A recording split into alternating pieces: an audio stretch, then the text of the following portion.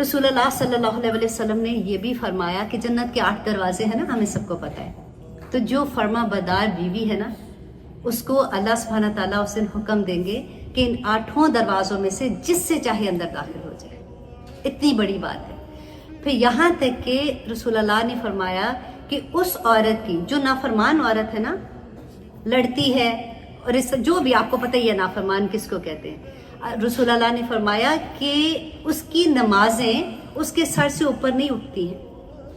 تو اس لیے دیکھیں اتنی چیزیں کیوں کہی ہیں کہ ایسے نہیں کرنا، ایسے نہیں کرنا، کیونکہ یہ جو یونٹ بن رہا ہے نا، اس میں نئی نسل پیدا ہونی ہے.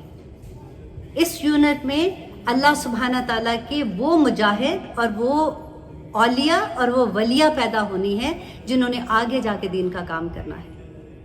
اگر ماں باپ میں، آپ کوئی بھی گھر میں دیکھ لیں، جس گھر میں عورت اور میاں بیوی کی لڑائی ہوگی نا، اس گھر کے بچے کبھی بیچارے ٹھیک ایموشنلی تھکے ہوئے ہوتے ہیں، ایموشنلی بریک ہوتے ہیں. وہ کہہ نہیں سکتے کئی دفعہ کیونکہ چھوٹے ہوتے ہیں، لیکن اندر سے ان کی پوری زندگیاں بدل رہی ہوتی ہیں. تو اس لیے وہ یونٹ پہ بچے دیکھیں، بچے کوئی پاگل نہیں ہے، دے نو ایچ اینڈ ایوری تھنگ. ان کو سب پتا ہوتا ہے کہ یہ ریلیشن شپ کیا ہو رہا ہے. اور جب وہ اس ریلیشن شپ کو دیکھ کے بڑے ہوں گے تو جب کل کو ان کی شادیاں ہوں گی تو وہ پھر ویسے ہی ہو جاتے ہیں.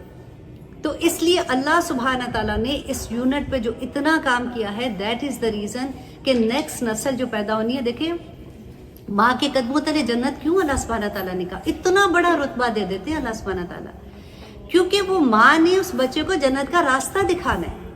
اس ماں کی یہ ڈیوٹی ہے کہ وہ اپنے بچے کو اس طرح سے بڑا کرے کہ اس کو دنیاوی لحاظ سے بھی، کیونکہ دنیا کا علم بھی تو علم ہی ہے نا، کہ اس کے ساتھ ساتھ اس کو اللہ کا علم، اللہ کی پہچان، اس کو اپنا ہونے کا مقصد کہ why I am in this world, میں کیوں نماز پڑھ رہی ہوں، مجھے کیوں فورس کرتی ہے میری ماں کہ میں نماز پڑھوں، اس کی ریزن کیا ہے.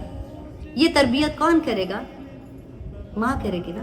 اور ماں کو جب خود پتا ہوگا یا اس کے گھر کا ماحول ایسا ہوگا تو بچہ کرے گا. جو بیج بویا ہے وہی نکلے گا.